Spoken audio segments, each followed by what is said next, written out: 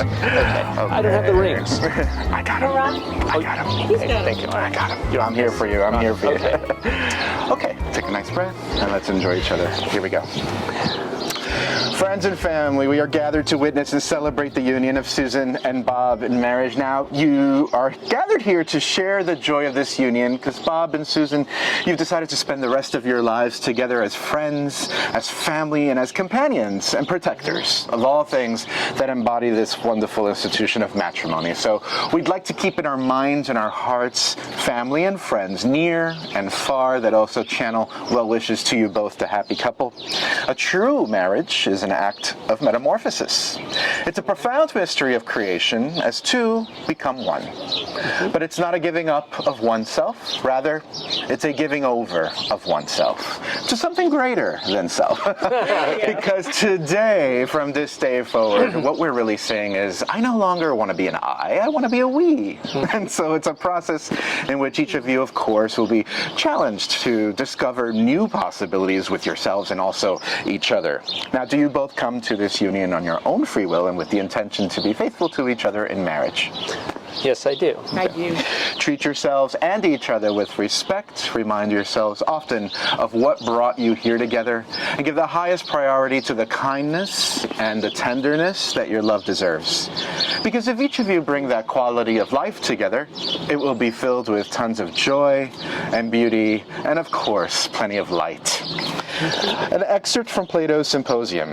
And when one of us meets our other half, we are lost in amazement of love and friendship and intimacy, and would not be out of each other's sight for a moment.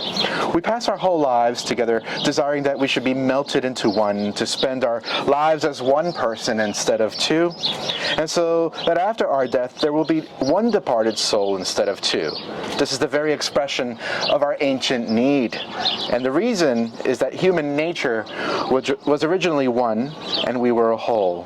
And the desire and pursuit of the whole is called love. Bob and Susan, I'd like you to both take each other's hands, right with right over left with left. Not only does it keep you warm on this beautiful crisp day, but it also symbolizes a lot of beautiful things throughout different cultures in history and time. The infinity symbol that you've created also represents balance, represents strength, represents two circles meeting in the middle. It also symbolically means that wherever you go in life together, whether there's challenges or good days or days with challenges along the way, you always take the time to return to one another and to your togetherness. So, as you hold each other's hands and look at each other's eyes gazingly, as you already have been, please listen to the following words. Okay. These are the hands of your best friend. They are holding yours on your wedding day as you promise to love each other today, tomorrow, and forever. These are the hands that will work alongside yours as together you build your future. These are the hands that will passionately love you and cherish you through the years, and with the slightest touch, comfort you like no other. And also keep you warm on a nice cold day, right? With eyes locked and hands linked, this is just a symbolic union of the hearts, of lives, of souls for two. Now, you've known each other from the first glance of acquaintance to the point of commitment. And at some point during the last bit of time you've been together, you've said yes. You've said yes from the beginning, and you're saying yes now. So from that moment of yes to this moment of yes, you've been making promises and agreements along the way. All those conversations that were held in maybe a car or over a meal or during long walks, all those moments are filled with sentences. And those sentences are the ones that begin with, oh, when we're married, or when we, or if we, or I will and you will and we will, right? All those talks of someday and maybes, those are all little promises that you're making along the way. And that's actually the establishment of marriage. Those are moments of marriage that you're creating along the way on your journey together. It's the unspoken vows. It's the unspoken matters of the heart. So all All those common things and more are the process of a wedding.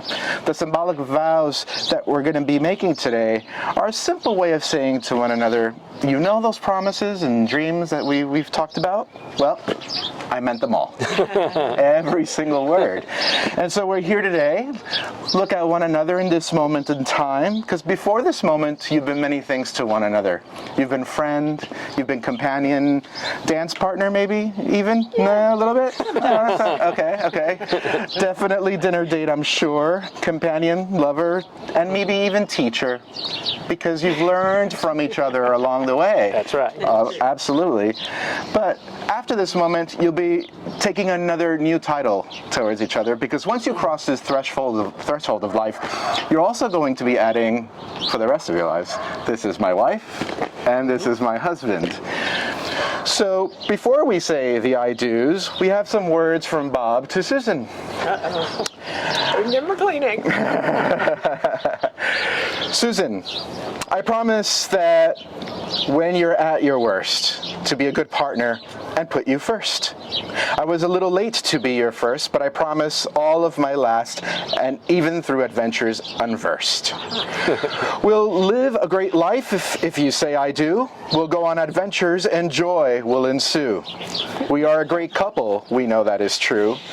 It'll be so wonderful to grow old with you. Oh, good job. I'm blessed that you're so patient with things I do say, because we both know we're not perfect. Well, me anyway.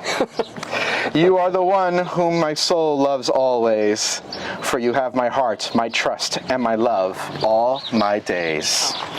There is no pretending I do love you, my sweet friend, and when we're old, bent over and near the end, we'll go home together and start again. And if there's a life after the end, you can be sure I will love you then.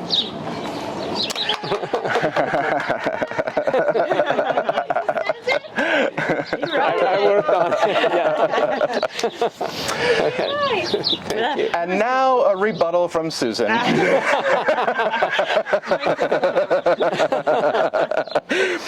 I set out on a narrow way many years ago, hoping I would find true love along the broken road. But I got lost a time or two, wiped my brow, and kept pushing through. I couldn't see how every sign pointed straight to you, that every long-lost dream led me to where you are. Others who broke my heart, they were like northern stars, pointing me on the way into your loving arms.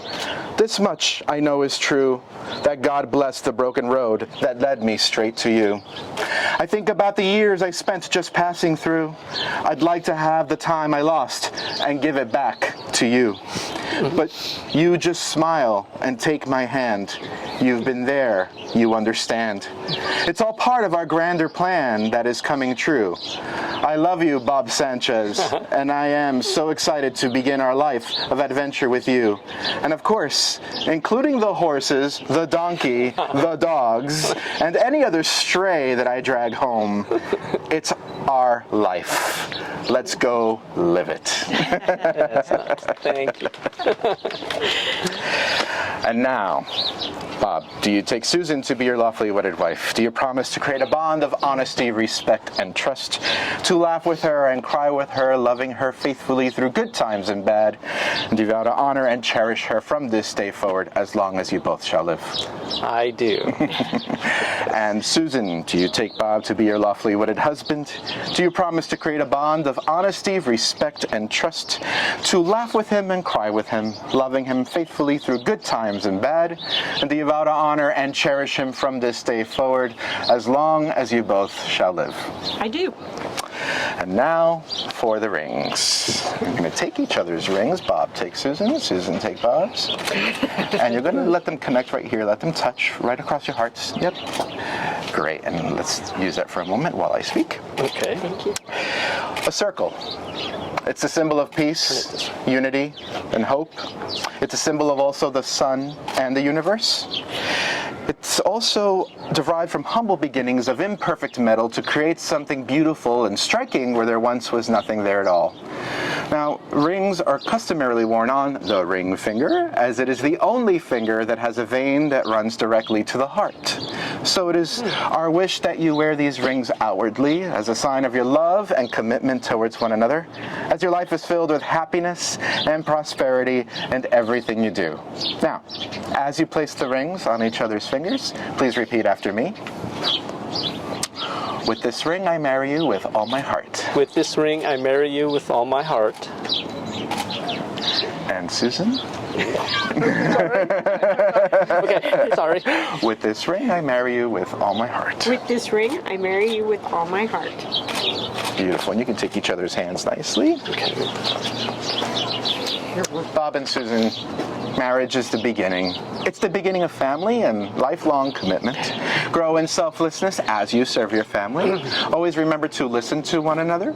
Remember what was pure and true for one another. And no matter what hurdles or obstacles come along the way in your journey of life together, always go back to one thing. Always go back to why you fell in love in the first place. Those are the rules of strength and courage and overall resilience in marriage. Now, romance is fun, but true love is something far more, because it is your desire to love each other for life, and that's why we're here celebrating today. So, a couple of words of advice from me to you. In marriage, it's the little things that are the big things. It's about never growing too old to hold hands. It's about always remembering to say I love you at least once a day.